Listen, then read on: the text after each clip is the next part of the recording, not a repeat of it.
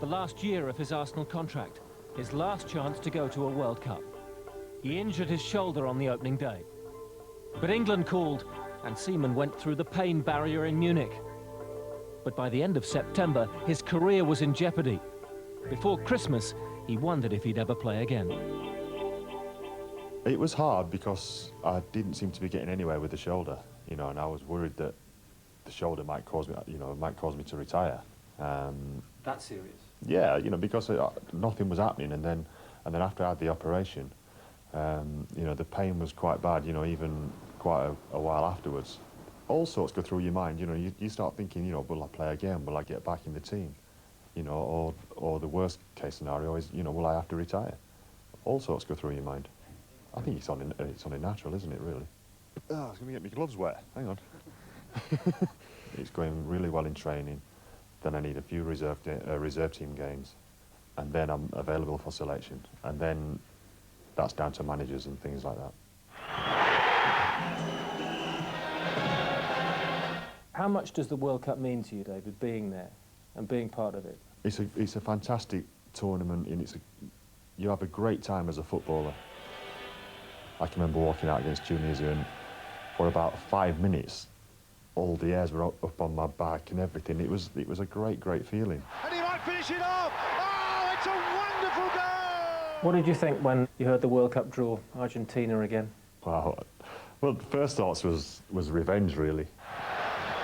Oh, no. Argentina go through, and England go out. I think for the lads that played in that game, they know how much revenge we want. You know, even to the point of, like, after the game, the Argentinians were in their team bus right next to ours, and they were celebrating rather loudly. They were milking the moment. Very much so.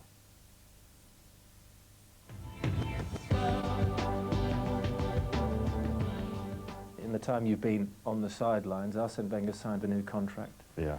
Which is great news for the club. Will Patrick Vieira stay? I hope so. You know, you don't want to lose quality players like that. You know, and a club like Arsenal, we shouldn't have to do that. Would the players resent it if he went to a club like Real Madrid? No, not at all. You know, that's football. That happens. You know, it's you just get on with it. The fans, I think, find that tougher, though, don't they? When they Of see course they a do, big yeah. player leading what they regard as the best team. Yeah, but, you know, real life is that footballers get transferred. Some Arsenal fans are saying, well, if we're going to win the Champions League, if we're going to win the Premiership, if we're going to win the FA Cup, we need David Seaman back, we need Tony Adams back. Hopefully they're right. Completely defeated by Thierry Henry's free kick. And that is the perfect finish to a perfect evening. Winning a major trophy would increase the chances of Vieira staying and Seaman going to the World Cup. He needs to play to prove himself again. The FA Cup 5th round is a possible comeback date, providing Arsenal get Liverpool out of their system first. Victory from the jaws of defeat. We couldn't believe we'd lost that game.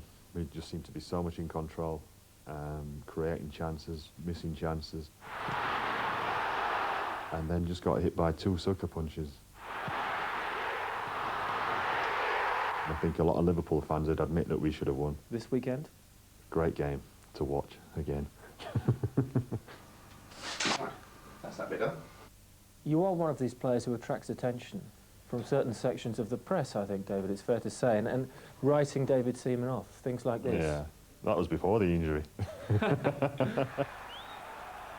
The hunger is definitely still there, you know, and having an injury this long, it's even more. Well, he said he came close to retiring there, Robbie, when the injury, he thought he was never going to come back from it, and now he's looking for the Arsenal shirt and England. Big hopes. Yeah, I suppose Messrs James and Martin would have something to say, but you do feel with his experience, his big tournament know-how, if he can prove his fitness and get back into that Arsenal side, I think that Sven will pick him. I think he'll be the #1. You don't think anybody's come through in the period he's been away to? Not established themselves enough, and I think, you know, this could possibly be Dave's last big tournament, and, you know, he'd certainly be up for it, and his experience, as I say, is essential.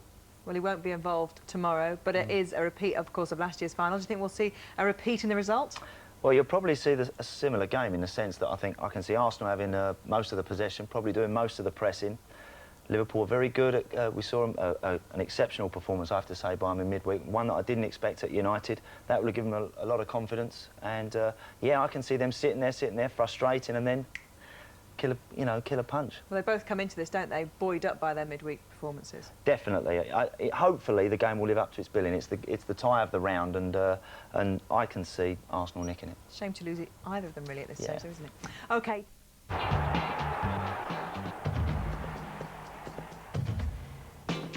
Would that Messrs Bassett and Adams had a few of United's problems. Leicester, facing a now freshly encouraged Arsenal, fell behind to Giovanni van Bronckhorst's hardly ferocious header. So the Gunners had their collective tail up, and when that's the case, it's worth a franc or two, sorry, €1, on Thierry Henry to snaffle a goal. There was a minor hiccup. You can understand why Richard Wright was a mite peeved that little Muzzy Izzet should be allowed to win the header. But on Leicester's part, this was unfounded hope. A Matt Elliott header is somehow more acceptable, but Wright repelled that one, and having issued a calm word of advice to his colleagues, watched from a distance as prompted by Robert Pires, Sylvain Wiltord curled Arsenal right back into the marvellous mix at the top of the Premiership.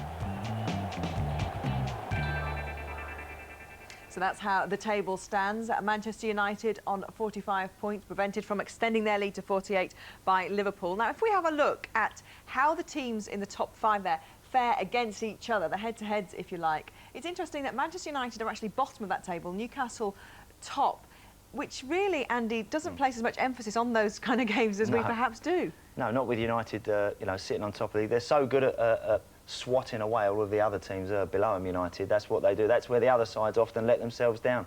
I think the games you're looking at there, the fixtures at the bottom, are very much six-pointers. Look at the Man United-Arsenal game in April. That is going to be a huge one. But if anyone wants to wrestle that title away from United this year, they're going to have to beat them in them games.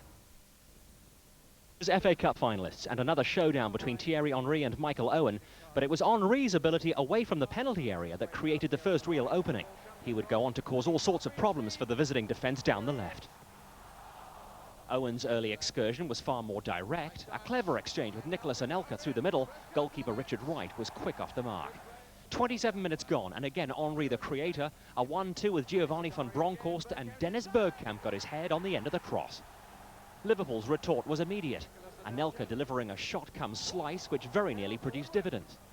Into the second half, and the visitors continued to be plagued by the Frenchman. On one occasion, a strong suspicion that Stephen Wright had used illegal means to prevent Henry from getting through. And illegal became the operative word as the temperature in Highbury climbed over the closing stages. Owen lashed onto a ball in midfield with only Martin Keown to beat. The Arsenal defender got the red card for shirt pulling. And from the resulting free kick, John Arnorisa nearly made the Arsenal strongman pay. But within minutes of the one sending off, another two, stemming from an extraordinary sequence of events on the flank. Bergkamp receiving his marching orders for the double-footed lunge on Jamie Carragher, but it's the Liverpool player's reaction to a missile thrown from the crowd, which will almost certainly land him in the hottest water. Arsenal held on over the final minutes, Owen failing to do what he did at the Millennium Stadium last year, no late comeback, and the Gunners are through after a highly contentious cup tie. Glenn Hicks, BBC News.